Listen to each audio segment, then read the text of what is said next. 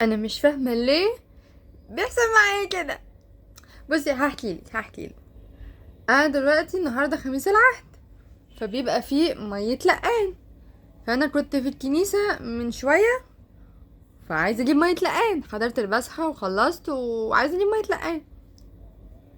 انا عارفه ان المفروض كل اسره ازازه واحده، وانا محترمه ده جدا. فاتصلت بمامتي، ماما انتي فين؟ انا في البيت. خدتي ميه لقان؟ لا. اجيب وانا جايه؟ اه تمام تمام. بس خلصت. فرحت للراجل المشهورة، يا عمو عايزة ازازة لقاية. قال لي للكبار بس لو سمحت. كبار؟ هو انا مش من كبار؟ انا قلت له انت، انا والدتي في البيت ولسه صدقني متصله بيها. انا مش مستوعبه ان هو فاكرني عيله في ثانوي او في اعدادي حاجه كده.